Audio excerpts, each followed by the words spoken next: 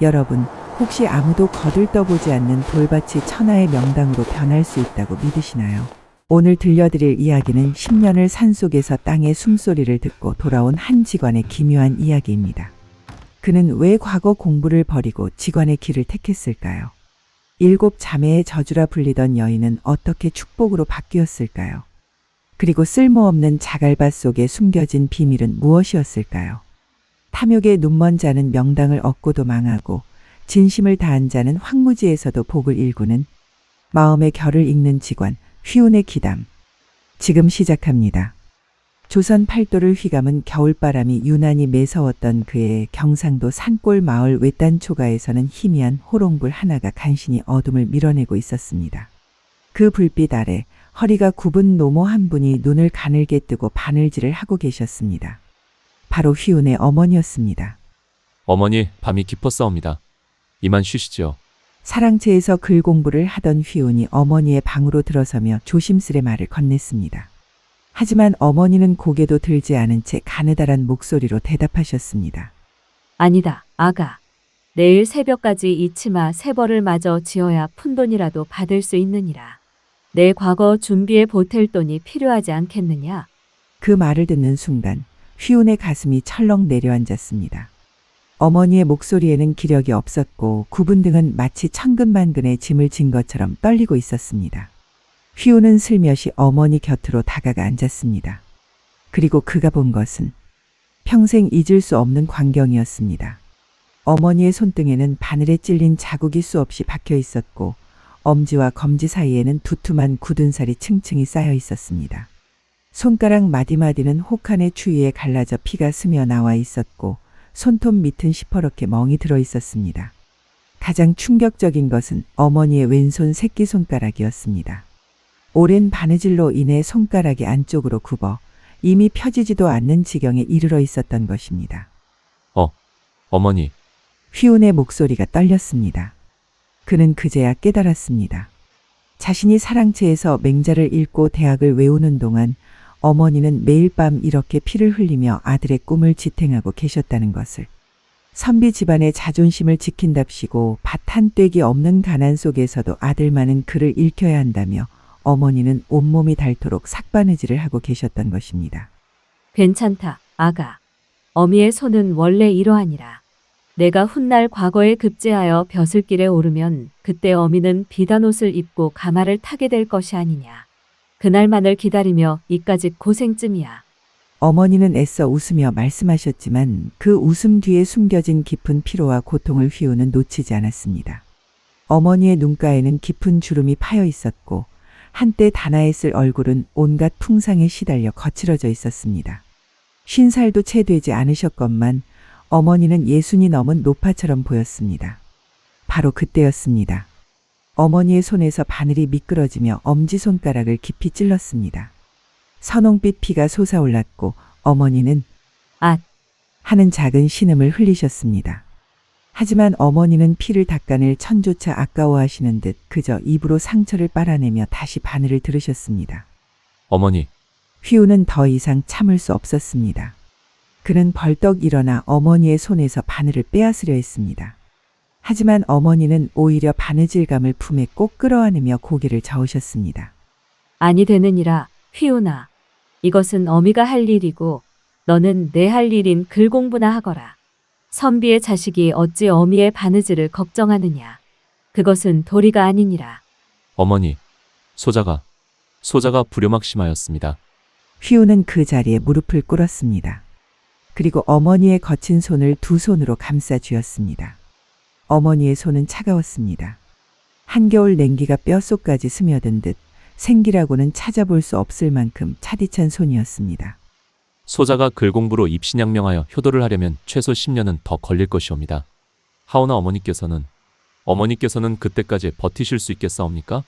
휘운의 목소리에 처음으로 절박함이 묻어났습니다. 그는 깨달았습니다. 과거 급제는 요원한 꿈이고 벼슬길은 더더욱 먼 이야기라는 것을. 설령 운이 좋아 과거에 급제한다 한들 그때 어머니는 이미 이 세상 사람이 아닐지도 모른다는 두려움이 그를 엄습했습니다. 무슨 말을 그리 하느냐, 아가. 어미는 튼튼하니. 아니옵니다. 소자의 눈에는 어머니께서 하루가 다르게 쇠약해지시는 것이 보이옵니다. 이대로 가다가는 휘우는 더 이상 말을 잇지 못했습니다. 그의 눈에서 굵은 눈물이 주르륵 흘러내렸습니다. 28패를 살아오며 단 한 번도 눈물을 보인 적 없던 선비 휘운이 그날 밤 어머니 앞에서 처음으로 울음을 터뜨렸습니다. 어머니는 당황하신 듯 아들의 등을 어루만지셨습니다. 하지만 그 손길조차 힘이 없었습니다. 그럼 너는 어찌하자는 것이냐, 휘우나. 글 공부를 그만두고 장사라도 하자는 말이냐? 우리 같은 가난한 선비 집안이 장사를 하면 양반 체면이 말이 아니게 되느니라. 소자에게 한 가지 길이 있사옵니다. 휘우는 눈물을 닦으며 고개를 들었습니다. 그의 눈빛에는 흔들림 없는 결기가 서려 있었습니다. 소자는 직관의 길을 가고자 하옵니다. 직관? 풍수를 보는 그 직관 말이냐? 어머니의 눈이 커졌습니다. 직관은 비록 천한 기술직이지만 실력만 있으면 벼슬아치 못지않은 대접을 받고 큰 돈을 벌 수 있다는 것을 어머니도 알고 계셨습니다. 그러하옵니다. 소자는 어려서부터 산천의 형세를 보는데 남다른 재주가 있었사옵니다. 선친께서도 그것을 아시고 소자에게 은밀히 풍수의 기초를 가르쳐 주셨사옵니다. 소자가 만약 그 길을 간다면 10년 안에 반드시 어머니를 편안히 모실 수 있을 것이옵니다. 하지만 그것은 선비의 길이 아니지 않느냐. 내 아버지께서 돌아가시기 전 마지막으로 당부하신 말씀이 무엇이었느냐. 휘운이를 반드시 과거에 급제시켜 선비의 명예를 지켜라고 하시지 않으셨느냐. 어머니, 휘우는 어머니의 두 손을 꼭 잡았습니다. 선친께서 진정 바라신 것은 소자의 과거 급제가 아니라 이 집안이 가난해서 벗어나 어머니께서 편히 여생을 보내시는 것이었을 것이옵니다. 소자는 더 이상 어머니의 이 손을 보고만 있을 수 없사옵니다. 휘운의 목소리는 떨렸지만 단호했습니다.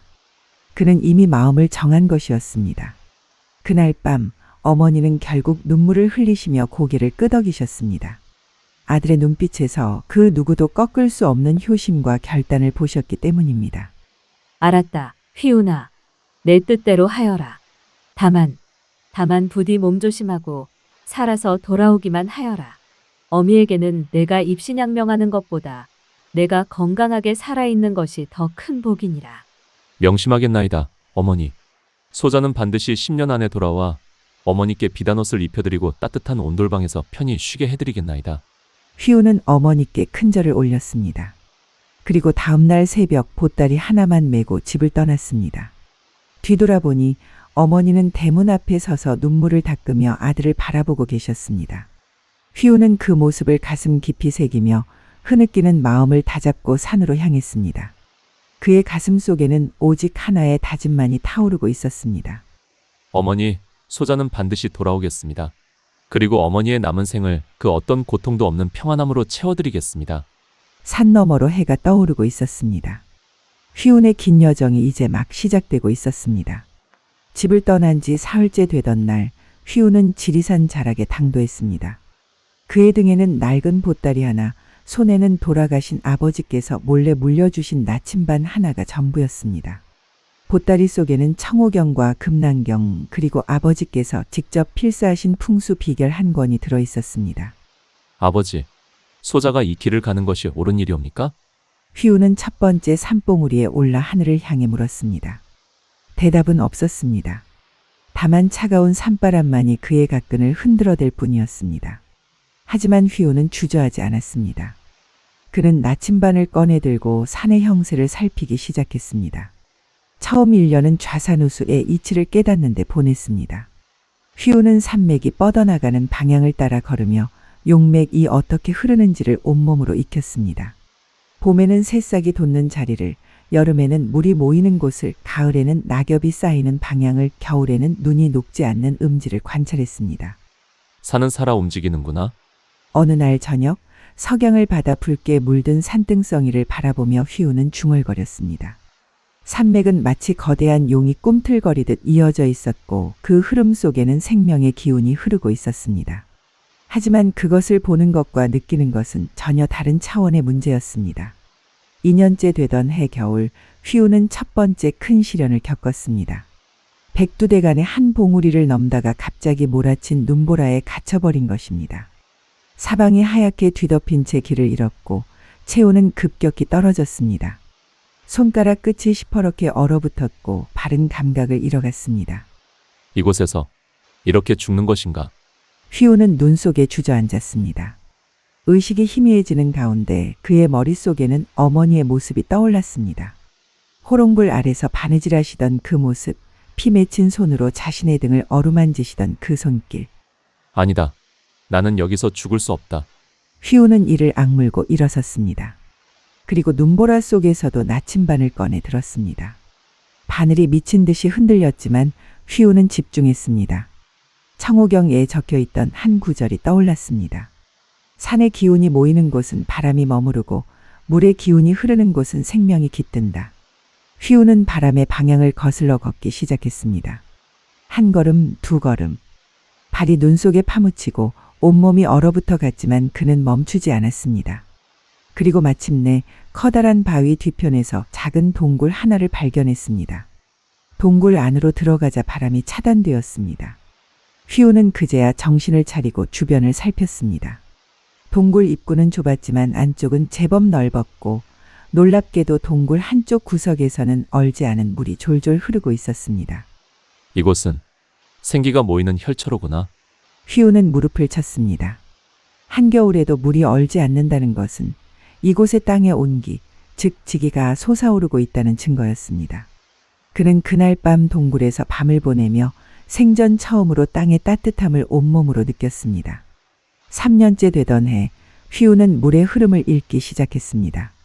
그는 큰 강에서 작은 시냇물까지 물이 흐르는 모든 곳을 찾아다니며 그 이치를 깨달으려 했습니다. 물은 산을 따라 흐르고 산은 물을 품어 생명을 키웁니다. 그 조화를 이해하는 것이 풍수의 핵심이었습니다. 물은 재물을 상징한다고 했지.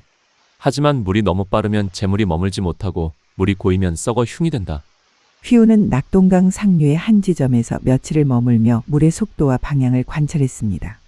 물이 완만하게 굽이치며 흐르는 곳에는 기름진 농토가 형성되어 있었고 물이 급하게 흐르는 곳은 자갈밭뿐이었습니다. 4년째, 5년째, 세월은 흘러갔습니다.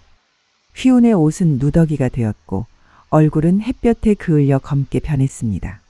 한때 하얗고 부드러웠던 선비의 손은 이제 나무 껍질처럼 거칠어졌고 곳곳에 상처가 나 있었습니다.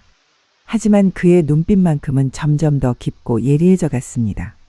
6년째 되던 해 여름, 휘우는 소백산에서 한 노인을 만났습니다. 백발이 성성한 노인은 산중 토굴에서 홀로 살고 있었는데 휘운을 보자마자 이렇게 말했습니다.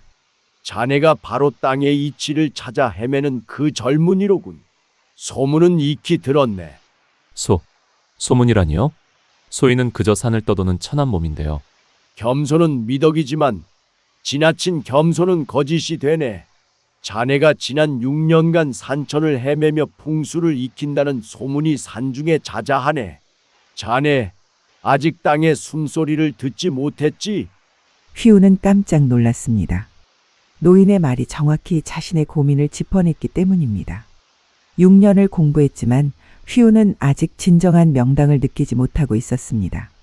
산의 형세를 보고 물의 흐름을 읽을 수는 있었지만 그것은 어디까지나 머리로 하는 공부였습니다. 가슴으로, 온몸으로 땅의 기운을 느끼는 경지에는 아직 이르지 못한 것이었습니다.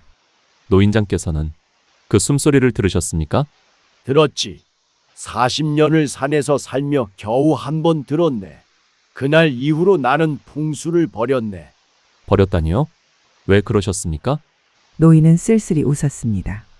땅의 숨소리를 들으면 알게 되네. 명당은 사람이 만드는 것이 아니라 하늘이 정한다는 것을. 그리고 그 명당을 차지하는 것은 탐욕이 아니라 덕이라는 것을. 자네가 진정 그 소리를 듣고 싶다면 먼저 자네의 마음을 비워야 하네. 노인의 말은 휘운의 가슴을 후벼 팠습니다. 그는 깨달았습니다. 자신이 지난 6년간 너무 급하게 달려왔다는 것을. 어머니를 빨리 편하게 해드려야 한다는 조급함이 오히려 자신의 수행을 방해하고 있었던 것입니다. 가르침 감사합니다. 휘우는 노인에게 깊이 절을 올렸습니다. 그리고 그날부터 7년째, 8년째, 휘우는 더 이상 서두르지 않았습니다. 그저 산에 앉아 바람을 느끼고 물소리를 들으며 계절이 바뀌는 것을 지켜보았습니다. 봄에는 새싹이 돋는 소리를, 여름에는 매미가 우는 소리를, 가을에는 낙엽이 떨어지는 소리를, 겨울에는 눈이 내리는 소리를 들었습니다. 9년째 되던 해가을, 휘우는 금강산 깊은 골짜기에 홀로 앉아 있었습니다. 단풍이 온 산을 붉게 물들인 저녁, 해가 서산으로 넘어가고 있었습니다. 휘우는 그저 멍하니 앉아 노을을 바라보고 있었습니다. 마음속에는 아무 생각도 없었습니다.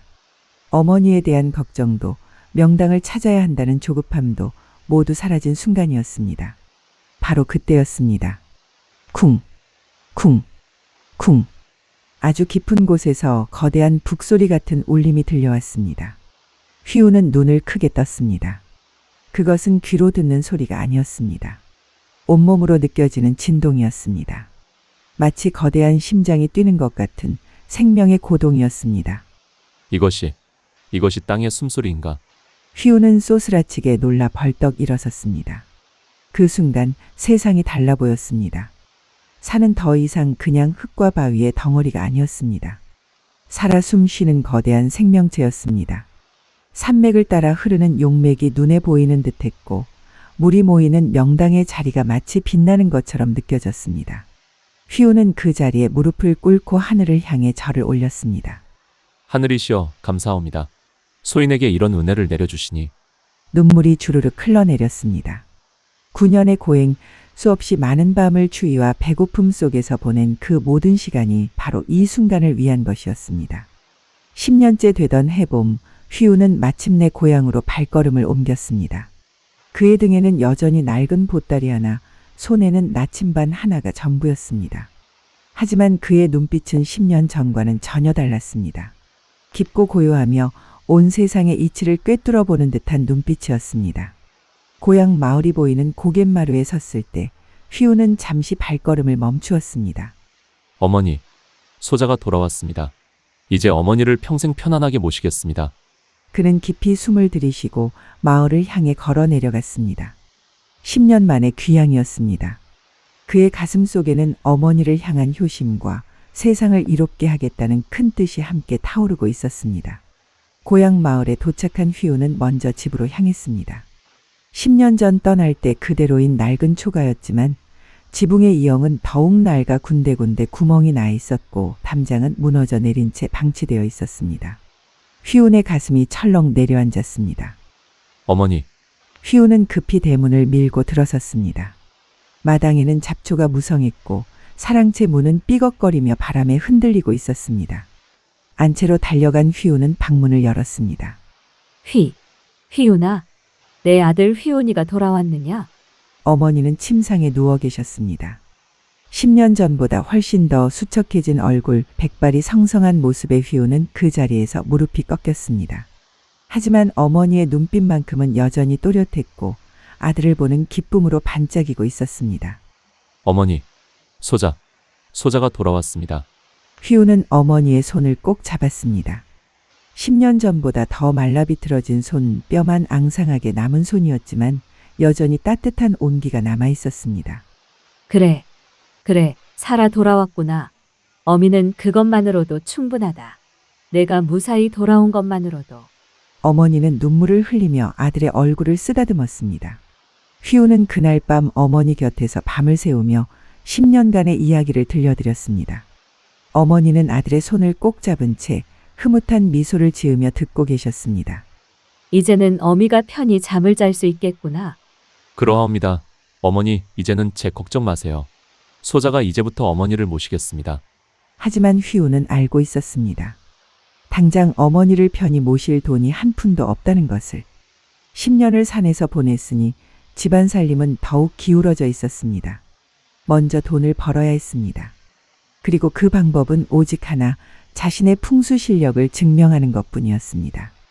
다음 날 아침, 휘우는 마을 어귀의 주막에 들렀습니다. 10년 전과 달리 이제 그는 명당의 기운을 읽을 수 있는 눈을 가지고 있었습니다. 마을을 둘러보니 가장 큰 기와집이 눈에 들어왔습니다. 최진사댁이었습니다. 최진사댁에 무슨 일이라도 있어? 휘우는 주막 주인에게 물었습니다. 주인은 고개를 끄덕이며 한숨을 내쉬었습니다. 아이고, 모르시는 모양이군요. 최 진사댁이 요즘 큰 우환을 겪고 있답니다. 작년 가을부터 집안의 소와 말이 하나둘씩 까닭없이 죽어나가고 있다 하더군요. 벌써 10마리가 넘게 죽었다는데 아무리 무당을 불러 구술해도 소용이 없다 합니다. 휘우는 귀가 번쩍 뜨였습니다. 가축이 연달아 죽는 것은 집안의 기운이 흐트러졌다는 명백한 증거였습니다. 그는 나침반을 꺼내들고 최진사댁을 멀리서 살펴보았습니다. 과연 최진사댁의 방위가 이상했습니다.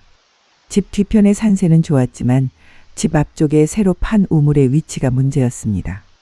우물이 금기시되는 방위인 살방에 자리 잡고 있었던 것입니다. 물은 생명을 주기도 하지만 잘못된 자리에 있으면 독이 되는 법이었습니다. 저 우물이 문제로군. 휘우는 중얼거렸습니다. 그리고 곧바로 최진사댁을 찾아갔습니다. 누구시오? 대문을 지키던 머슴이 퉁명스럽게 물었습니다. 휘운의 행색은 누더기나 다름없었고 10년 동안 산을 헤맨 탓에 거지와 별반 다를 바 없었습니다. 소인은 풍수를 보는 직관이옵니다. 대개 우환을 해결할 방도를 알고 있사오니 진사 어르신을 뵙고자 하옵니다. 뭐? 또 사기꾼이 나타났구만. 썩 물러가시오. 우리 댁에는 이미 무당도 불러봤고 스님도 모셔봤소. 모두 헛소리만 늘어놓았으니 당신 같은 이에게 속을 우리 나리가 아니오. 머슴은 휘운을 쫓아내려 했습니다. 하지만 바로 그때 안채에서 한 사내가 걸어 나왔습니다. 50줄의 풍채 좋은 양반으로 바로 최진사였습니다. 무슨 소란이냐? 나리 또 사기꾼이 찾아왔습니다. 댁의 우환을 해결하겠다고 헛소리를 늘어놓고 있습니다. 최진사는 휘운을 위아래로 훑어보았습니다. 남루한 옷차림의 거친 얼굴, 하지만 그 눈빛만큼은 예사롭지 않았습니다. 최진사는 풍파를 많이 겪은 사람답게 사람을 보는 안목이 있었습니다. 그대가 직관이라 했는가? 그러하옵니다. 좋다. 그럼 우리 집의 문제가 무엇인지 맞춰보거라. 만약 맞힌다면 들어주겠지만 틀린다면 곤장을 맞을 각오는 해야 할 것이다. 휘우는 조금도 주저하지 않았습니다. 그는 나침반을 꺼내들고 최진사댁을 한 바퀴 천천히 돌았습니다. 그리고 집 앞에 우물 앞에 멈춰섰습니다. 진사 어르신, 이 우물을 파신 것이 언제쯤이옵니까? 최진사는 눈을 크게 떴습니다. 작년 가을이다. 어떻게 알았느냐? 이 우물이 바로 문제의 근원이옵니다. 이 우물은 귀문방에 위치해 있사옵니다. 귀문방은 음기가 가장 강한 방이로 이곳에 물을 끌어들이면 집안의 살기가 돌게 되옵니다. 특히 축사와 마구간이 이 우물과 일직선상에 있어 가축들이 그 살기를 고스란히 받고 있는 형국이옵니다. 최진사는 깜짝 놀라 뒤로 물러섰습니다. 휘운의 말이 정확히 들어맞았기 때문입니다. 작년 가을에 우물을 판 이후로 정말로 축사의 가축들이 하나둘씩 죽어나가기 시작했던 것입니다. 그렇다면 어찌해야 하는가? 방법은 두 가지옵니다. 하나는 이 우물을 메우는 것이고 다른 하나는 우물과 축사 사이에 차단막을 세워 살기의 흐름을 끊는 것이옵니다. 우물을 메우기는 아깝구나. 파는데 큰 돈이 들었거늘. 그렇다면 축사 앞에 큰 느티나무를 심으시옵소서. 나무는 물의 기운을 흡수하고 살기를 정화하는 힘이 있사옵니다. 그리고 우물 위에 정자를 세워 음기를 누르시옵소서. 석 달 안에 효험을 보실 것이옵니다. 최진사는 휘운을 빤히 쳐다보았습니다. 그의 말은 논리정연했고 무엇보다 확신에 차 있었습니다. 최진사는 마음속으로 이 자는 다른 사기꾼들과는 다르구나라고 생각했습니다. 좋다. 그대의 말대로 해보겠다. 그런데 그대는 이 일에 대한 사례로 무엇을 원하는가? 돈이냐? 아니옵니다. 휘우는 고개를 저었습니다. 그리고 최진사 댁 뒷산을 가리켰습니다. 저 뒷산의 자갈밭 그곳을 소인에게 주시옵소서. 뭐? 자갈밭? 최진사는 어이가 없다는 표정을 지었습니다. 휘운이 가리킨 곳은 뒷산의 가장 척박한 땅이었습니다. 돌멩이와 자갈만 가득한 그곳은 풀 한 폭이 제대로 자라지 않는 풀모지였습니다. 최진사는 여러 차례 그 땅을 개간하려 했지만 비용만 들고 소득이 없어 포기한 땅이었습니다. 저 쓸모없는 땅을 원한다고? 최진사는 속으로 웃음이 나왔습니다. 이자 겉보기와는 달리 어리석은 자로구나. 아무 쓸모도 없는 땅을 달라니. 하지만 휘운의 눈빛은 진지했습니다. 그는 10년간 산천을 헤매며 터득한 지안으로 그 자갈밭의 비밀을 이미 꿰뚫어 보고 있었습니다. 겉으로는 척박해 보이지만 그 땅 아래에는 거대한 용맥이 흐르고 있었습니다. 지금은 자갈로 덮여 기운이 막혀 있지만 제대로 손을 쓰면 천하의 명당으로 변할 땅이었습니다. 그러옵니다. 그 자갈밭이면 충분하옵니다. 최진사는 잠시 고민했습니다. 솔직히 그 땅은 세금만 나가는 애물단지였습니다. 차라리 이 이상한 직원에게 넘겨주고 대신 집안의 우환을 해결하는 것이 이득이라고 판단했습니다. 좋다. 내 그 자갈밭을 그대에게 주겠다. 대신 석 달 안에 우리 집 가축이 더 이상 죽지 않아야 한다. 만약 석 달 안에 또 가축이 죽는다면 그대는 사기꾼으로 관가에 고발할 것이다. 염려 마시옵소서. 소인의 말대로만 하신다면 한 마리도 더 죽지 않을 것이옵니다. 그렇게 해서 휘우는 최진사와 약속을 맺었습니다.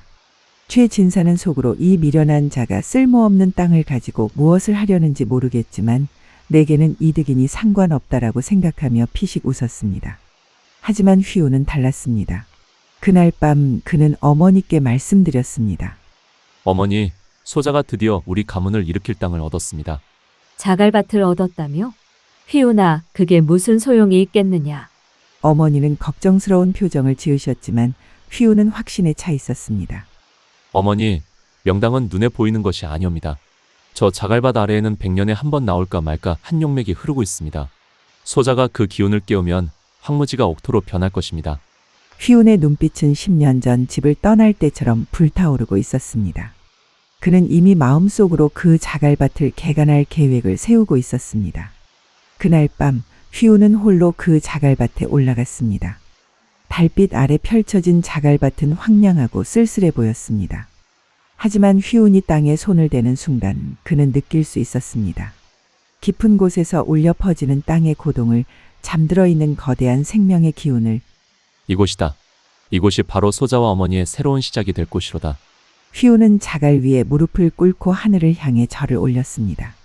10년의 인고가 드디어 결실을 맺는 순간이었습니다. 그리고 그는 알지 못했습니다.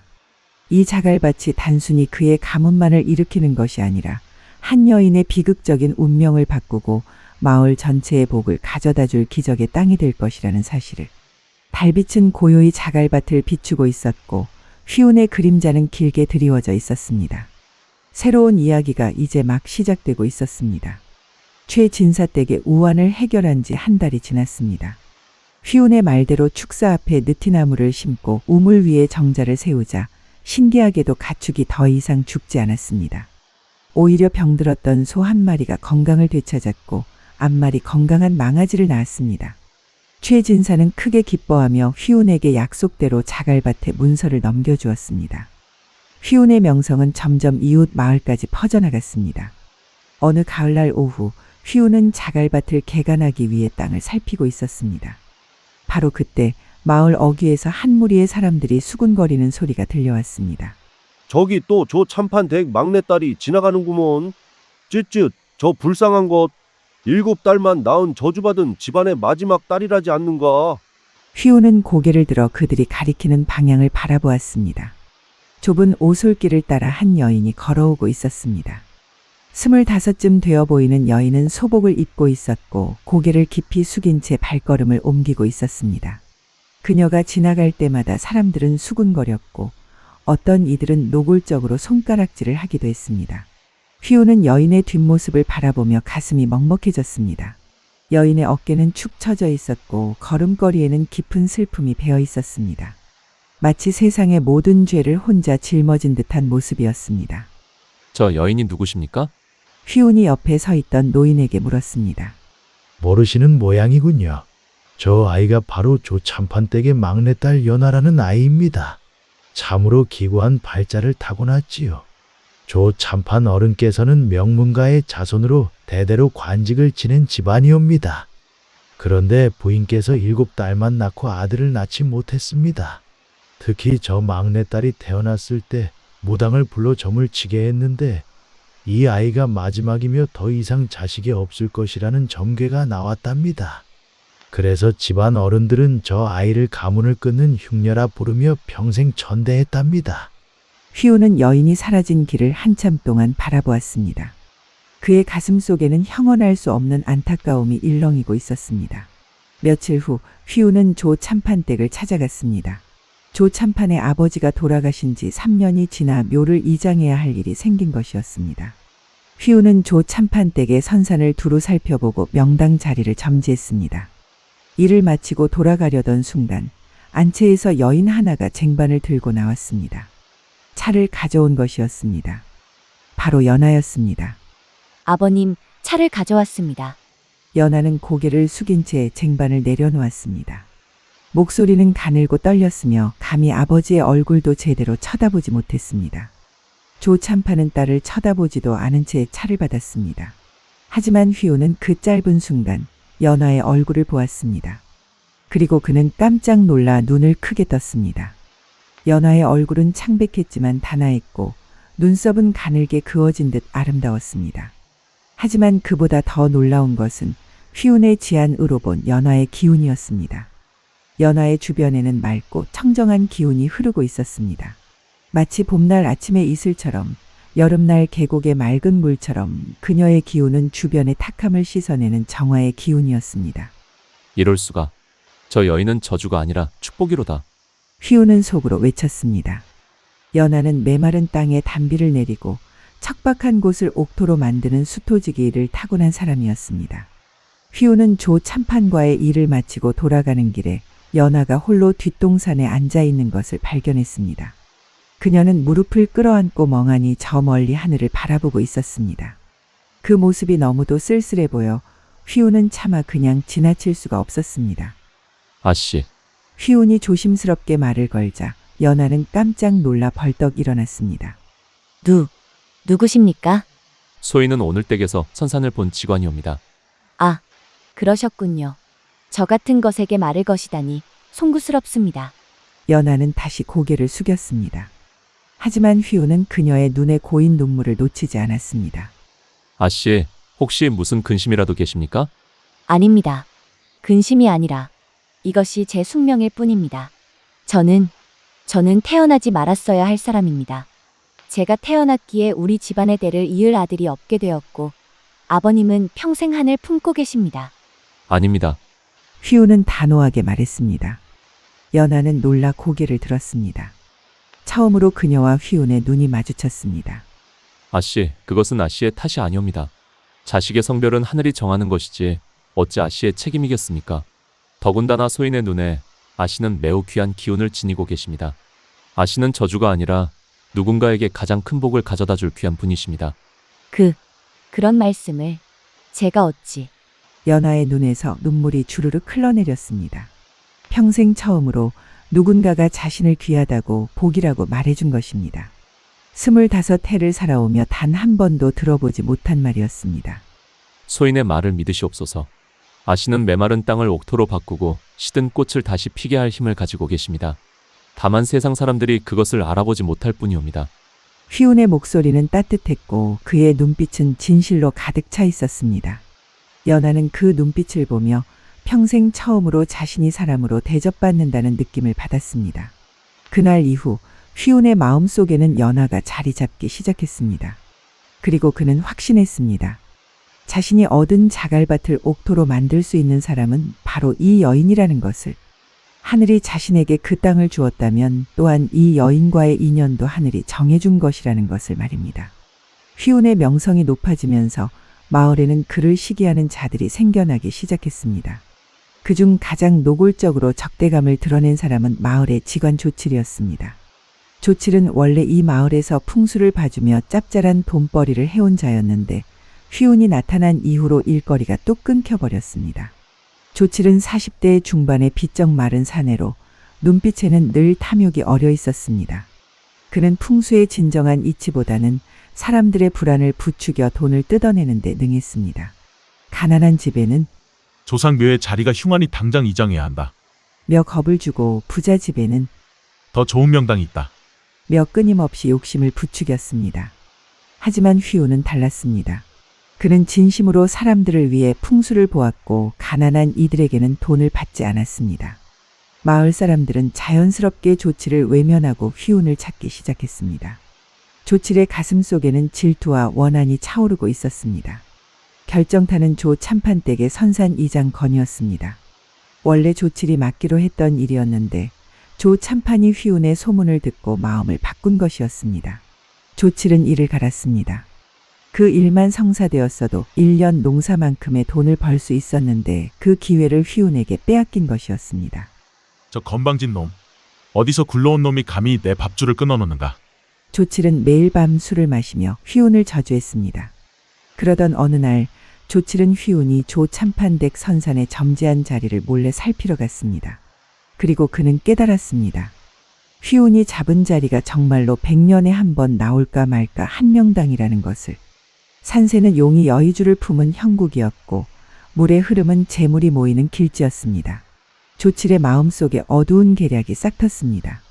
만약 저 명당을 망쳐버린다면 조 참판 집안은 물론이고 휘운의 명성도 땅에 떨어질 것이었습니다.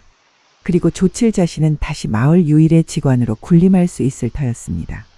조칠은 한밤중에 쇠말뚝 하나를 들고 조 참판댁 선산으로 향했습니다. 그 쇠말뚝은 지맥을 끊어 명당을 흉지로 만드는 사악한 도구였습니다. 조칠은 휘운이 점지한 혈자리에서 정확히 3척 떨어진 곳 용맥이 흐르는 지점을 찾아냈습니다. 그리고 쇠망치를 들어 올렸습니다.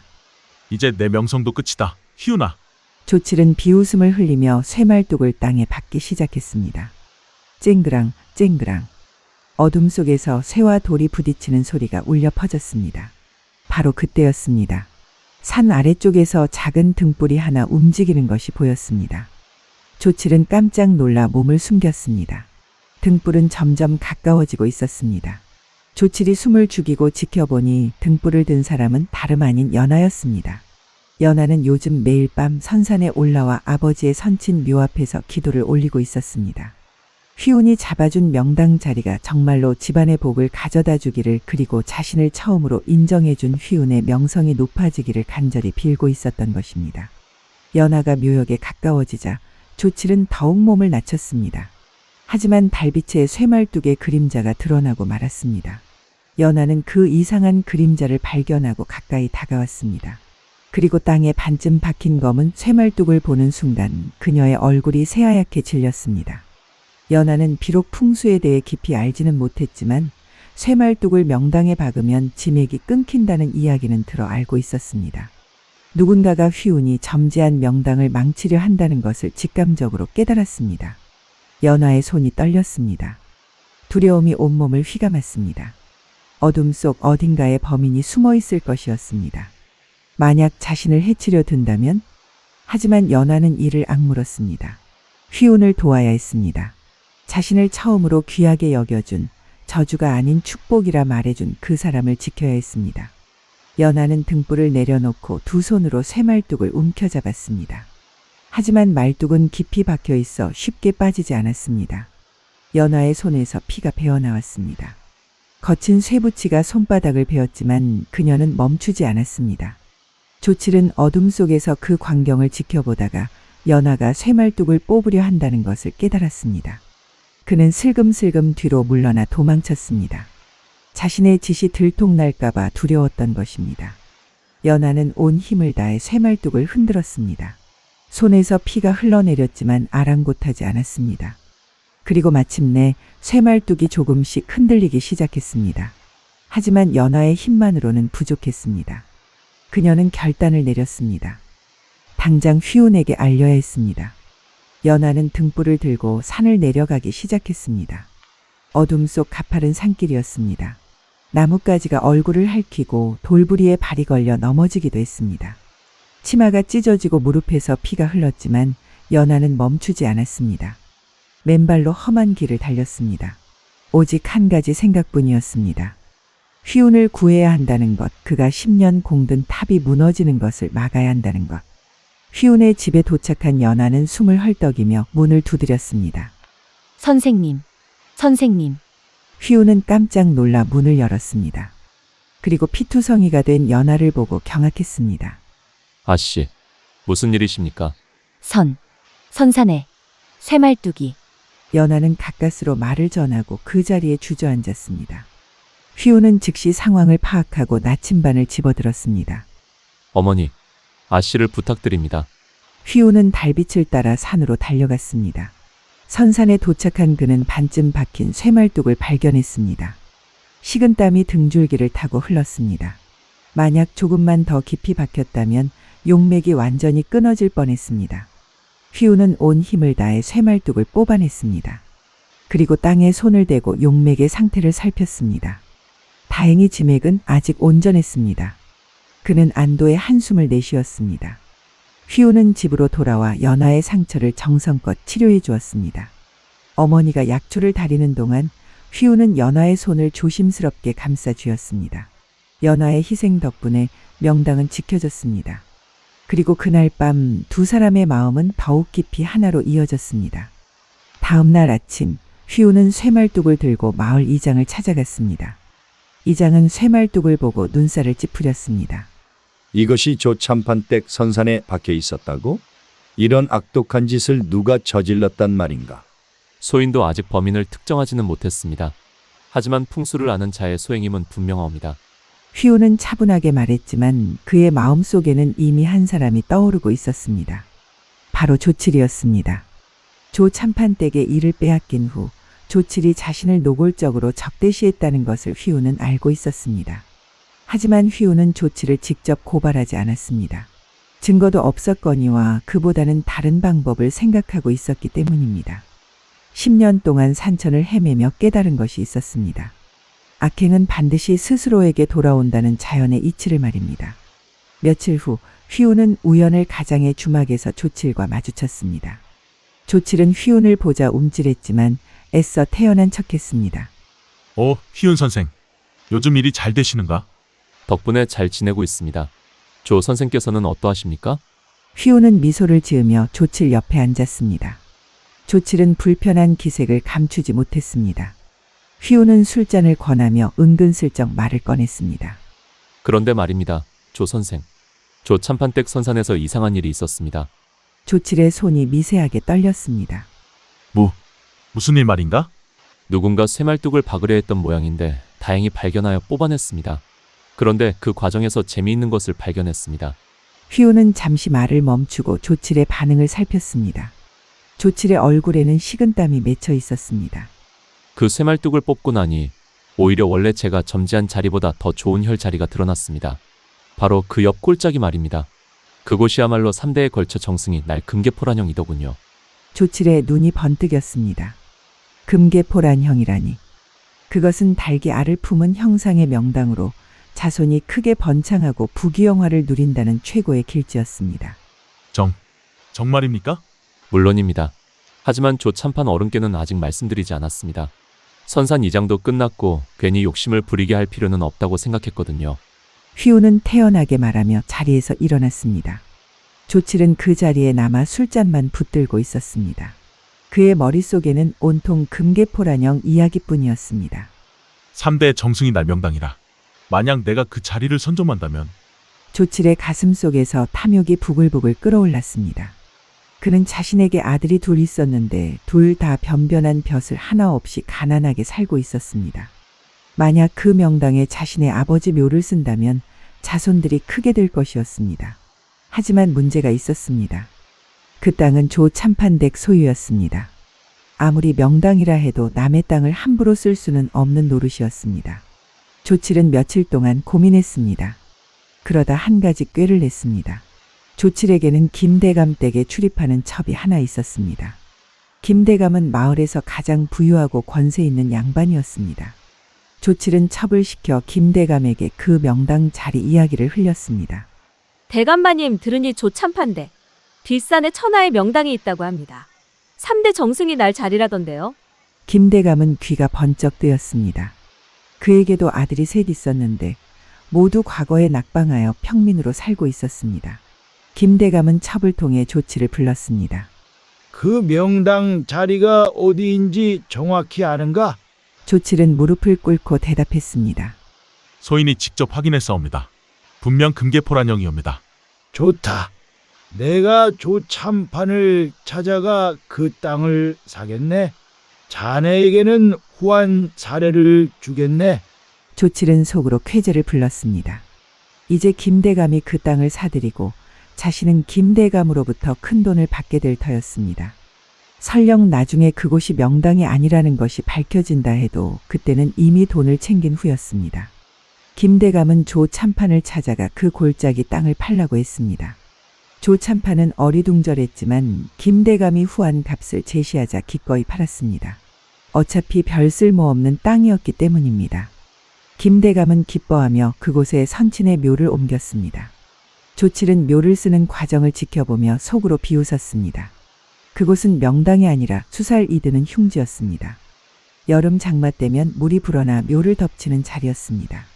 석 달이 지났습니다. 장마철이 시작되었습니다. 며칠 동안 비가 억수같이 쏟아졌고 산에서 물이 불어났습니다. 그리고 바로 그 골짜기로 물이 몰려들었습니다. 김대감의 선친 묘는 흙탕물에 휩쓸려 반쯤 무너졌습니다. 김대감은 분노했습니다. 그는 즉시 조치를 불러들였습니다. 이놈, 내가 명당이라 했던 그곳이 물에 잠겨버렸다. 이게 무슨 짓이냐? 조칠은 얼굴이 새하얗게 질렸습니다. 대감마님, 그것은 소인도 몰랐던 일이옵니다. 분명 명당이었는데. 거짓말!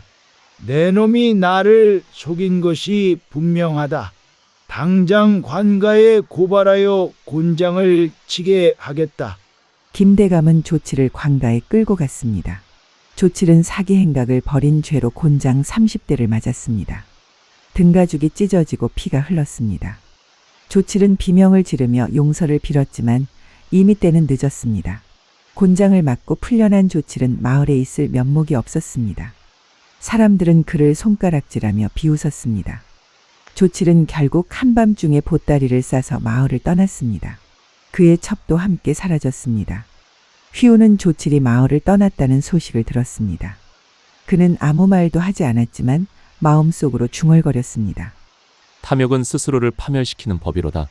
하늘의 이치는 결코 어긋나지 않는구나. 휘우는 다시 자갈밭 개간에 힘을 쏟았습니다. 아기는 스스로 무너졌고 이제 그에게 남은 일은 선한 열매를 맺는 것뿐이었습니다. 연하도 조용히 휘운을 도왔습니다. 두 사람의 마음은 더욱 단단해졌고 자갈밭에는 희망의 기운이 서서히 깃들기 시작했습니다. 조칠이 마을을 떠난 후 휘우는 조 참판을 찾아가 정중히 혼담을 청했습니다. 조 참판은 처음에는 난색을 표했습니다. 아무리 휘운이 뛰어난 직관이라 해도 집안도 없고 재산도 없는 처지였기 때문입니다. 하지만 휘운이 선산의 명당을 잡아주고 쇠말뚝 사건에서 집안을 구한 은인이라는 것을 상기한 조 참판은 결국 고개를 끄덕였습니다. 내 딸이 그대에게 시집가는 것이 오히려 그대에게 미안한 일이오. 저 아이는 평생 집안의 짐으로 살아왔으니. 아니옵니다, 어르신. 소인에게는 아시야말로 하늘이 내려주신 가장 큰 복이옵니다. 혼례는 소박하게 치러졌습니다. 화려한 혼수도 많은 하객도 없었지만 연화의 얼굴에는 평생 처음 보는 환한 미소가 피어올랐습니다. 휘운의 어머니는 며느리를 맞으며 기쁨의 눈물을 흘렸습니다. 10년 만에 돌아온 아들이 이제 장가까지 들었으니 한이 풀리는 듯했습니다. 혼례를 치른 휘운과 연화는 최진사에게 받은 자갈밭으로 향했습니다. 그곳에는 이미 휘운이 손수 지은 작은 초당이 서 있었습니다. 기둥 서너 개의 지붕을 올린 소박한 집이었지만 두 사람에게는 세상 어느 궁궐보다 소중한 보금자리였습니다. 마을 사람들은 고개를 저으며 수군거렸습니다. 저 자갈밭에 집을 짓다니 휘운 선생도 미쳤구먼. 아무리 직관이라지만 돌멩이 밭에서 무엇을 하겠다는 건지. 조 참판댁 흉녀를 데려다가 저런 황무지에서 산다니 둘 다 팔자가 기구하구먼. 하지만 휘운과 연화는 아랑곳하지 않았습니다. 휘운은 매일 새벽 나침반을 들고 자갈밭을 살폈습니다. 땅속 깊은 곳에서 흐르는 용맥의 방향을 물의 기운이 모이는 지점을 하나하나 확인했습니다. 그리고 특정 지점에 작은 돌무더기를 쌓기 시작했습니다. 여보, 이 돌무더기가 무슨 소용입니까? 연화가 조심스럽게 물었습니다. 이것은 지기를 모으는 장치입니다. 땅속의 기운은 마치 물처럼 흐르는데 이 돌무더기가 댐처럼 작용하여 기운을 한 곳에 모으게 됩니다. 휘우는 땅에 여러 곳에 돌무더기를 쌓았습니다. 그것은 일정한 패턴을 이루고 있었는데 마치 하늘의 별자리를 땅에 옮겨놓은 듯한 형상이었습니다. 북두칠성의 모양이었습니다. 한 달이 지나자 신기한 일이 벌어지기 시작했습니다. 가장 먼저 변화가 일어난 곳은 초당 뒤편이었습니다. 어느 날 아침 연하가 물을 기르러 나갔다가 쏘스라치게 놀라 휘운을 불렀습니다. 여보, 이리 와보세요. 휘운이 달려가 보니 자갈 사이에서 맑은 물이 솟아오르고 있었습니다. 지하수가 터진 것이었습니다. 휘운은 무릎을 치며 기뻐했습니다. 바로 이것이요. 이 물이야말로 이 땅을 살릴 생명수입니다. 휘운이 점지한 대로 그곳은 지하에 거대한 수맥이 흐르는 자리였습니다. 휘운이 쌓은 돌무더기가 지기를 모으면서 막혀있던 수맥이 뚫린 것이었습니다. 물은 맑고 차가웠으며 한겨울에도 얼지 않을 만큼 온기를 품고 있었습니다. 연하는 매일 그 샘물을 길어다가 자갈밭 구석구석에 뿌렸습니다. 휘운은 자갈을 골라내고 흙을 골라 밭을 일구었습니다. 두 사람은 해가 뜨면 일을 시작해서 해가 질 때까지 쉬지 않고 땅을 다듬었습니다. 손에는 굳은 살이 박였고 등은 땡볕에 그을렸지만 두 사람의 얼굴에는 늘 미소가 피어 있었습니다. 계절이 바뀌었습니다. 겨울이 지나고 봄이 왔습니다. 연하가 뿌린 씨앗에서 파란 싹이 돋아나기 시작했습니다. 무, 배추, 상추, 온갖 채소들이 자갈밭을 뚫고 고개를 내밀었습니다. 마을 사람들은 놀라움을 감추지 못했습니다. 저 돌밭에서 싹이 돋다니. 이게 무슨 일인가? 여름이 되자 더욱 놀라운 일이 벌어졌습니다. 자갈이 걷어진 자리에 흙이 점점 검고 비옥하게 변하기 시작한 것입니다. 원래는 모래와 자갈뿐이었던 땅이 기름진 옥토로 바뀌어가고 있었습니다. 휘운이 땅의 기운을 깨웠고 연하의 정성이 그 기운을 키운 것이었습니다. 가을이 되자 자갈밭은 완전히 달라져 있었습니다. 황금빛 곡식이 물결치고 탐스러운 채소들이 주렁주렁 열려 있었습니다. 한때 아무도 거들떠보지 않던 불모지가 마을에서 가장 기름진 밭으로 변한 것이었습니다. 최진사는 이 소식을 듣고 자갈밭을 찾아왔습니다. 그리고 눈앞에 펼쳐진 광경을 보고 입을 다물지 못했습니다. 이것이 그 자갈밭이란 말인가? 내가 쓸모없다고 여긴 그 땅이? 그러하옵니다. 진사 어르신. 이 땅은 원래부터 옥토였습니다. 다만 기운이 막혀 있었을 뿐이지요. 최진사는 땅을 치며 후회했습니다. 자신이 버린 땅이 이토록 귀한 땅이었다니. 하지만 이미 문서를 넘긴 후였고 최진사는 씁쓸하게 돌아갔습니다. 그의 겨울 휘운과 연하의 초당에서는 우렁찬 아기의 울음소리가 울려 퍼졌습니다. 건강한 사내아이였습니다. 휘운의 어머니는 손주를 품에 안고 기쁨의 눈물을 흘렸습니다. 휘운아, 내가 붓을 놓고 나침반을 들었을 때 어미는 걱정이 태산 같았느니라. 하지만 이제 보니 선비의 붓보다 내 나침반이 우리 가문을 진정으로 살렸구나. 어머니의 목소리는 떨렸지만 행복으로 가득 차 있었습니다. 10년 전 피 맺힌 손으로 바느질하시던 그 어머니는 이제 따뜻한 방에서 손주를 얻으며 편안한 여생을 보내고 계셨습니다. 연하는 아기를 어머니께 맡기고 휘운 곁에 섰습니다. 두 사람은 창밖으로 펼쳐진 자신들의 땅을 바라보았습니다. 한때 황무지였던 그곳은 이제 생명으로 가득한 기적의 땅이 되어 있었습니다. 여보, 우리가 이룬 이 모든 것이 꿈만 같습니다. 아니요. 이것은 꿈이 아니라 우리가 함께 일군 현실이요. 당신의 정성과 나의 지혜가 만나 이룬 결실이지요. 눈이 소복이 내리는 겨울밤이었지만 초당 안은 따뜻했고 두 사람의 가슴은 행복으로 벅찼습니다. 10년의 고난과 인고가 드디어 달콤한 열매를 맺은 것이었습니다. 세월이 흘렀습니다. 휘운이 자갈밭을 옥토로 만든 이야기는 팔도에 퍼져나갔고 그의 명성은 날로 높아졌습니다. 한양의 양반들까지 휘운을 찾아와 명당을 점지해달라 청했고 심지어 대궐에서도 사람을 보내 휘운을 불러들이려 했습니다. 하지만 휘운은 한양행을 정중히 거절했습니다. 대신 그는 자신의 작은 초당에 머물며 마을 사람들을 위해 풍수를 보아주었습니다. 부자들에게는 적당한 사례를 받았지만 가난한 이들에게는 한 푼도 받지 않았습니다. 오히려 자신의 밭에서 거둔 곡식을 나누어 주며 어려운 이웃을 도왔습니다. 어느 봄날 한 늙은 농부가 휘운을 찾아왔습니다. 농부의 얼굴에는 깊은 근심이 어려 있었습니다. 선생님, 저희 선친의 묘를 이장해야 하는데 명당 자리를 찾을 돈이 없습니다. 하지만 선친께서 평생 고생만 하시다 돌아가셔서 좋은 곳에 모셔드리고 싶습니다. 휘운은 농부의 손을 잡았습니다. 그 손은 자신의 어머니 손처럼 거칠고 굳은 살이 박혀 있었습니다. 염려 마십시오. 제가 기꺼이 도와드리겠습니다. 휘우는 농부를 따라 선산으로 향했습니다. 그리고 정성껏 자리를 잡아주었습니다. 비록 화려한 명당은 아니었지만 후손들이 편안히 성묘할 수 있고 산세가 아늑한 곳이었습니다. 농부는 눈물을 흘리며 거듭 감사를 표했습니다. 이런 일이 거듭되면서 휘운의 주변에는 늘 사람들이 모여들었습니다. 그들은 단지 명당을 얻으러 온 것이 아니라 휘운의 따뜻한 마음씨에 이끌려 찾아온 것이었습니다. 휘운은 풍수의 이치를 설명하면서도 늘 이렇게 덧붙였습니다. 명당은 중요하지만 더 중요한 것은 살아있는 사람들이 어떻게 사느냐입니다. 아무리 좋은 땅에 묘를 써도 자손이 불효하고 악행을 일삼으면 복은 오래가지 못합니다. 연하는 남편 곁에서 조용히 내조했습니다. 그녀는 찾아오는 손님들을 정성껏 대접했고 어려운 이웃들에게는 먹을 것을 나누어 주었습니다. 한때 집안의 저주라 불렸던 그녀는 이제 마을 사람들에게 가장 존경받는 여인이 되어 있었습니다. 어느 날 조 참판이 휘운을 찾아왔습니다. 늙은 조 참판의 얼굴에는 부끄러움이 가득했습니다. 사위, 그동안 내가 연하를 너무 모질게 대했소. 이제 와서 돌이켜보니 그 아이야말로 우리 집안의 진정한 복이었어. 휘우는 미소를 지었습니다. 장인어른, 이미 지난 일입니다. 중요한 것은 지금이옵니다. 조 참판은 연하를 끌어안으며 평생 처음으로 눈물을 흘렸습니다. 연하 역시 아버지의 품에서 조용히 눈물을 흘렸습니다. 50년 가까운 세월 동안 쌓였던 한이 그제야 풀어지는 순간이었습니다. 휘운의 어머니는 70이 넘어서도 건강하게 손주들과 놀아주었습니다. 따뜻한 온돌방에서 비단옷을 입고 맛있는 음식을 드시며 편안한 여생을 보냈습니다. 어머니는 가끔 아들에게 말씀하셨습니다. 휘운아, 내가 10년 전 산으로 떠날 때 어미는 다시는 못 볼 줄 알았느니라.